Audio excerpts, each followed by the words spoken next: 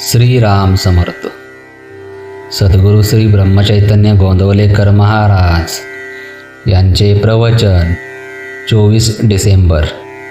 अनन्यतेशिवाय भगवंताची प्राप्ती नाही. सत्पुरुषाजवळ राहून मनुष्य जर आज्ञापालन शिकला नाही तर तो काहीच शिकला नाही.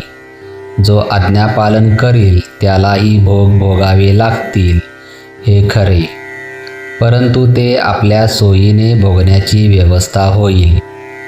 प्रारब्धाचा जोर मोठा विलक्षण आहे. भोग येण्याचा समय आला म्हणजे तो बुद्धीवर परिणाम करतो. तिथे आपण सावध राहून सत्पुरुषाच्या सांगण्याप्रमाणेच वागलो तर प्रारब्धाचा जोर मंदावल्या वाचून राहणार नाही. प्रारब्धाने बुद्धीमध्ये काहीही विचार उत्पन्न झाले तरी त्याप्रमाणे वागणे अथवा न वागणे हे आपल्या हातामध्ये आहे. आणि म्हणून तर मनुष्य हा श्रेष्ठ आहे. बुद्धीला आवरण्याची युक्ती साधायला आज्ञापालन हे सर्वोत्कृष्ट साधन समजावे. विकार हे काही मुळात टाकाऊ नाहीत, ते भगवंतानेच दिले आहेत. म्हणून जीवनात त्यांना योग्य स्थान असेलच असेल.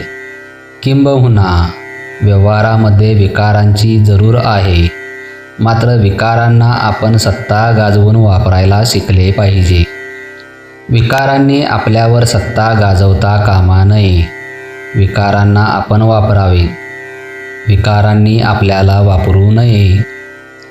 पहिल्याने प्रपंचातली वस्तू हवी म्हणून भगवंतावर प्रेम करायला लावले.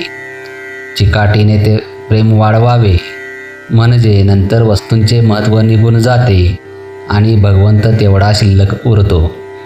भगवंताला एकदा धरला की कोणत्याही परिस्थितीमध्ये त्याला सोडू नये. त्याचे नाम घेतल्याने ते साधते. म्हणून नाम घेत जा असे मी सतत सांगत असतो.